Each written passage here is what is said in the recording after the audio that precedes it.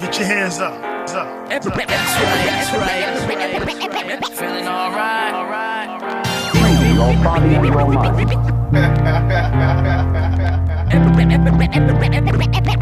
Let's go. Let's get it.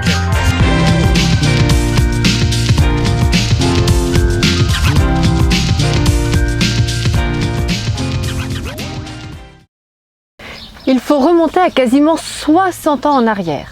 On habitait à Ivry, rue Christophe Colomb. On était dans le creux d'Ivry, on avait toutes les fumées des incinérations d'ordures qui existaient déjà et qui étaient juste derrière chez nous. C'était malsain au possible. Alors le dimanche, notre promenade, c'était le fort d'Ivry. On mettait nos 2 bébés dans la poussette. Ma petite fille avait 2 ans et mon petit garçon quelques mois. On venait passer la journée là. Ce n'était que de la verdure, des lilas et des terrains de maraîchers. Ça sentait bon, l'air était pur et parfumé, surtout quand on venait du bas d'Ivry où l'air était si pollué par les fumées d'usines. Les lilas, qu'est-ce que ça sentait bon. Aucune des maisons, des immeubles, des tours que l'on voit aujourd'hui n'existait. C'était des champs, de la verdure. Les habitations commençaient seulement sur le côté Vitry, à la rue de la Concorde, la rue Champollion. On venait tous les dimanches se balader dans la verdure. On pique-niquait dans les champs et puis on repartait le soir chez nous.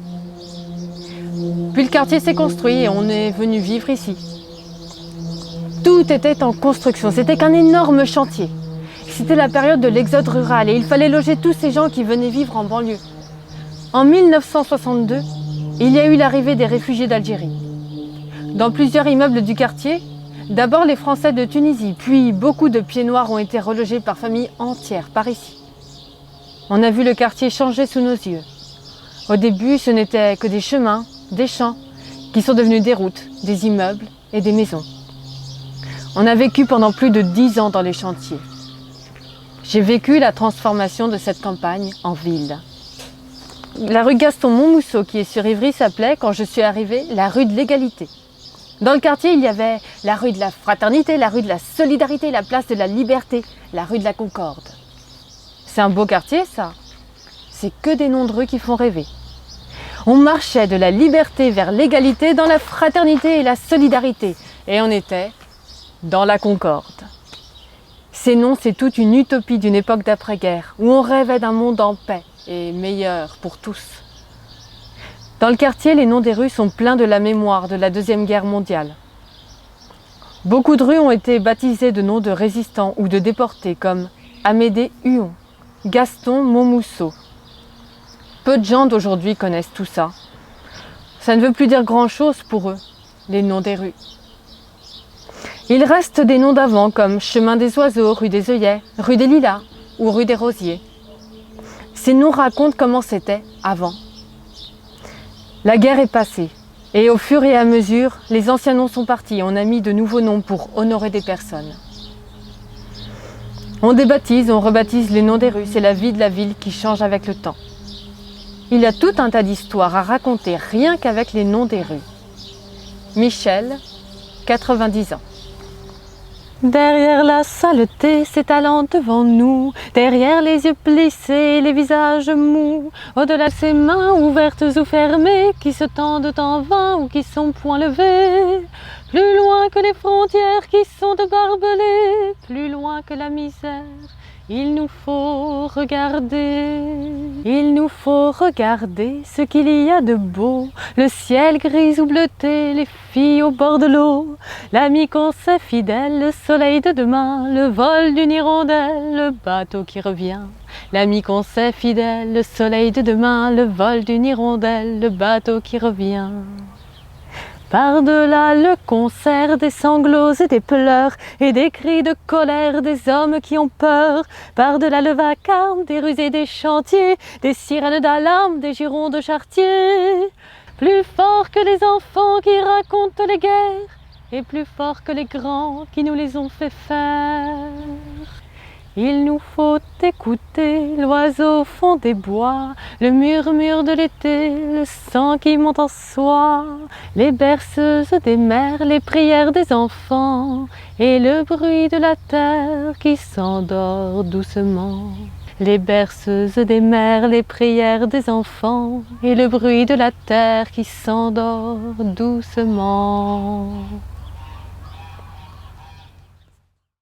Aujourd'hui, je vis à Vitry-sur-Seine, à la commune de Paris, mais je suis née en Algérie. J'y ai vécu longtemps, beaucoup d'années de ma vie sont là-bas.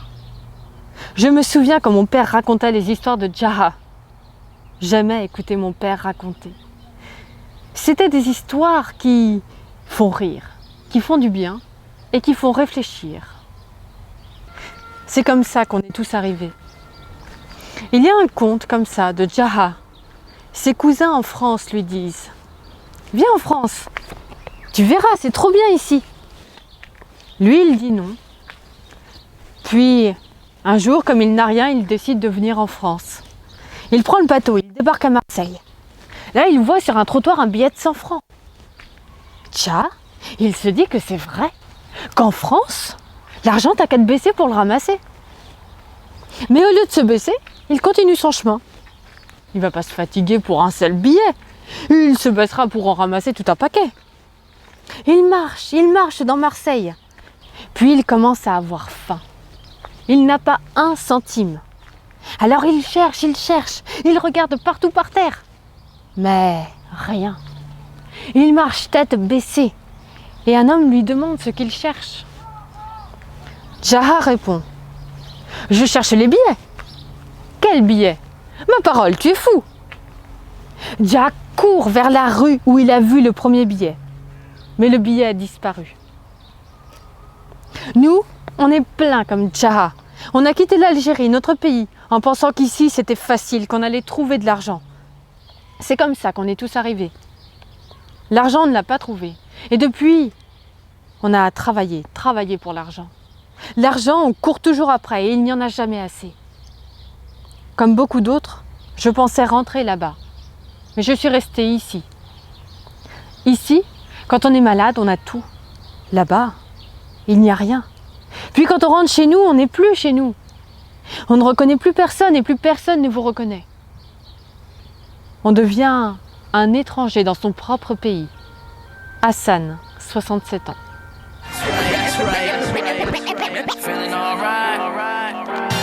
Your body and your mind.